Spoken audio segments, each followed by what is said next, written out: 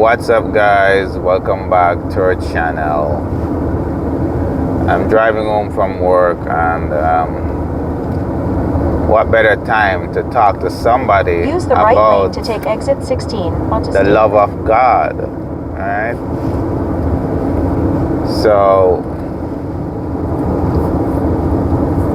I've always been declaring that God is good, His mercies endured forever. But sometimes, as human beings, right, we tend to get distracted either with the cares of life or just distracted with life. So, like for me, I've been dealing with my kids since June last year. So I'll be talking about this a lot because it's an experience that I've been through. 1 year by myself with the kids. It's no fun. And hats off to single parents, single fathers who do this, right? I know you're looking that I have my mom with me, and she should be helpful. But in all essence, she's not that helpful. She has Alzheimer's, so she's just another child. Right? So I just add her to the list of children that I have. So she's not as helpful as some people would expect that I have her helping out and working her and stuff like that. Yes, she do chores because she functions okay. She would wash dishes. She would fold clothes whenever I do laundry. She would burn food whenever I cook, recooking it and stuff like that. But she's not that much helpful. You understand? But it's my mom and I'm dealing with it. But sometimes I get discouraged, and after a little prayer and probably a little fasting, and then probably go to church and get distracted with worship. So sometimes being inside the church amongst people distracts you from your cares of life. Alright, so I'd encourage go to church. Find a church family. To anyone who going through a hard time, especially being by yourself and stuff like that, like me being by myself for so long. So I pretty much declare myself a single parent after being with these kids for so many months. Basically over a year. So June, and then my wife had Thanksgiving dinner with us, and then that was it. So yeah. But anyway, the whole point is like now, after counting down for so many months, 2 weeks ago we finally got a date that, hey, my wife is coming back on the 1st of September. And then I've been counting down 29 days, 28 days, 27 days to go, and counting down. And then I'm finally where it's like 2 weeks to go. And then like 2 days ago, I got another call from her and like, oh babe, they pushed it back to like the mid part of September. So I'm like, oh my God, I'm back to 1 month again. And saying that it's the mid part of September, they still haven't given us a date. So all the plans that I've made, take time off from work, now I have to be like scrambling to cancel that time off because I took like an entire week off the 1st of September. The entire week I took off. So now I have to reschedule all of that, tell them that, hey, I want to work now for that period because my wife is not coming. So I have all that drama dealing with, and still don't have a set date as to when she's coming. So that's pretty much all I've been dealing with. But then in all of that discouragement and all of that disappointment, I've learned to trust God. And then my wife gave me this scripture, Jeremiah 29 verse 11, I think. So don't quote me. I think that's what it is. And it says, for I know the plans I have for you, or the plans you have for me. Plan to prosper you, plan to provide for you, and do you no harm, and stuff like that. Jeremiah 29:11. I'm sure it's 29:11. All right, so you can go and read it for yourself. But it's basically saying in everything, I know the plans I have for you. So that's what God is saying. In all the hardship or the disappointment that you're facing, I have a plan for you. This is all a plan that I have. So even though she's being pushed back, God have a plan. Alright? And the other verse continued to say that something like, no, you can call on me and I will hear you, and something to that effect. I'm driving now, so I can't look it up. But it's Jeremiah 29:11, and probably read down to verse 12-13. And you'll see that everything God has a plan. Alright? So I'm here right back to 0, so I have 1 month to go now.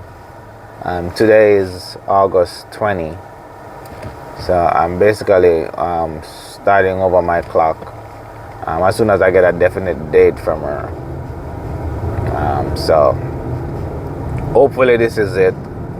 I don't have to make any more plans and change stuff up. The kids are here, they're excited and everything to see mom on the 1st. So I haven't told them as yet that she's not coming on the 1st. So those are things that we have to deal with. But God knows what He's doing. Alright? And we took on this journey, trusting God. And we are like right here now. She has to come next month. So trusting God. It put off for another few weeks. We just have to deal with it. Alright? So I'm probably gonna go Virginia in the next couple of days to go do some work on the other house down there, because it's an old house, it's livable, but I still gotta do some stuff in it. And God has a plan. Alright? So what we plan to do with this house though is that my wife wants us to move down, come live with her in that house. But I'm like, babe, that wasn't the plan. The plan was to get you the house, you stay in one side of it and rent the other side. You stay in one room, rent the other 2 rooms, whatever the case may be.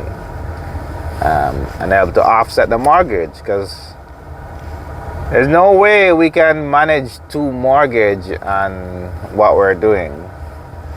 Now we can do it because we just bought it and we have a little bit of reserve, but that's gonna blow up in no time. So I already have somebody to rent one of the rooms, and she spoke with somebody on a ship. So we basically have 2 rooms gone already. I just need to go down and splash some paint, fix up some little stuff like that, and make it ready by the time she gets here. Those are my plans. And even though I have my plans, God has His own plan. Alright? Because I really don't want to leave my house. Even though the housing market is going crazy. So one of the fun thing though, with my house that I bought, so we bought this house 2 years ago. And now, based on how things are going, I have $200,000 equity in the house. So if I sell the house now, I make $200,000 just by having the house sitting down there for 2 years. That's it. So I'm tempted to sell it and go live in that old house with my wife. At least I'm right where my wife is. But if I stay here, I'm gonna have to be traveling back and forth whenever I want to see her. After being away for 1 year, I'm still gonna have to be here, run down on a weekend, or whatever the case may be. Whenever the kids have holiday, we go down. So it's still a lot to process. It's a lot to think out. It's a lot to figure out what we're doing. So it's either sell, move down with my wife, she's gonna be there for the next 2 years, or keep it and rent it as we have planned. That's it. Rent that house like planned. And so it's a lot to deal with, and everything is just stressful. Because Because people don't understand that you gotta do so much because you have a plan in life and you want to accomplish stuff. You gotta do so many things to get your life together, right?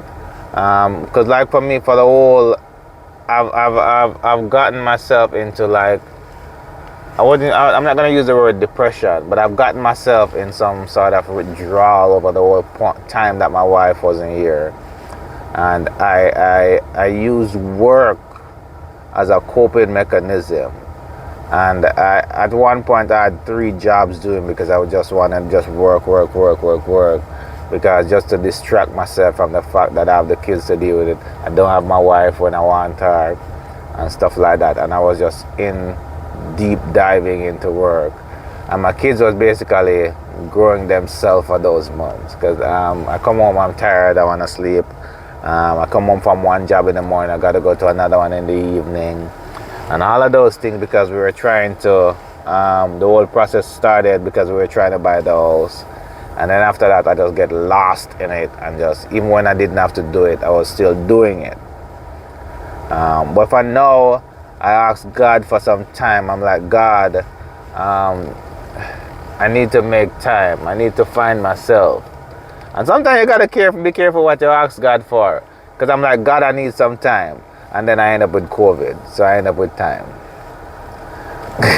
That's a bad analogy, but that's what happened. I end up with time. So I was home 2 weeks with COVID in a period when COVID is over. I got COVID, right? But it wasn't all that bad though.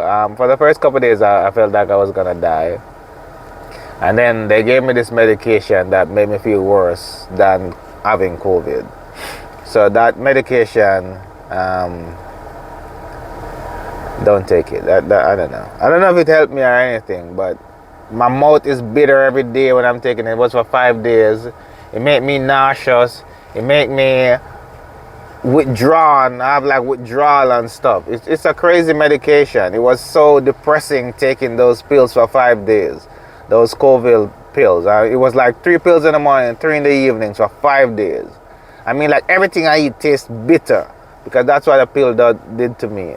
And right now I still don't taste stuff well because I was cooking the other day. I'm like, this tastes like crap, and I was adding more seasoning and stuff, and then the kids complained that the food was salt. So I think COVID, it's like between COVID and that medication, I've lost some aspect of my sense of taste. Right?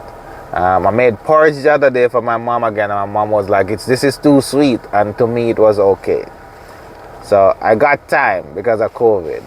My job paid me for the 2 weeks, so it was still good. But then at the same time, I was home with time, and then I felt so depressed again. Stop using the word depressed. But anyway, I felt so out of it again because I'm there. My kids are accustomed to coming in my bed and stuff. They can't come in my bed, so I'm basically isolated in the room. Whenever I want to see them, I put on my mask and I go say hi and virtual hug, like stay far from them and wave to them and stuff like that. So it was just a crazy 2 weeks, and my daughter had to go to school every morning, and I had to deal with it. You understand? Because Lucas couldn't bathe her and stuff, so I still had to like. So what I try to do is ensure I take a shower before I touch her. So I take a shower and I get her ready for school, put on my mask and stuff. So I try to be clean at all time when I'm dealing with her. Get her ready for school and stuff like that. But it was a fun trip though. It was a fun COVID adventure. Not fun. It was crazy. You understand? It was just something that I had to deal with. And again, just careful. Sometimes we ask God for stuff and we just got to be careful the context in which we ask for it. Yes, I got the time. I don't know. I'm just assessing it and say God gave me COVID, so I have time. So I wasn't dying or anything, but I tested positive. And with that, I stayed home with my kids. And then after COVID broke, I decided not to work that hard anymore. Just do my 3-day shifts, then off for the rest of the time. And probably pick up funerals and stuff just if I'm feeling bored. But that's it, guys. God is able to see you through. He will not bring you somewhere where we can't deliver you. That's just it, right? So if God brought you to it, He'll bring it through it. So if you bring it to the edge of the water like Moses and them people in the wilderness, He's gonna find a way for you to cross it. Alright? So don't feel depressed, don't feel disheartened, don't get discouraged. Where there's a will, there's a way. Continue to trust God, continue to work hard, continue to do your best, and God will see you through. So be blessed. You are blessed and highly favored, right? And I just want God to bless you like He's blessing my family. Even though we're separated, we're still being blessed. That's just it. It's a process. Everything is a process, right? So have a blessed day.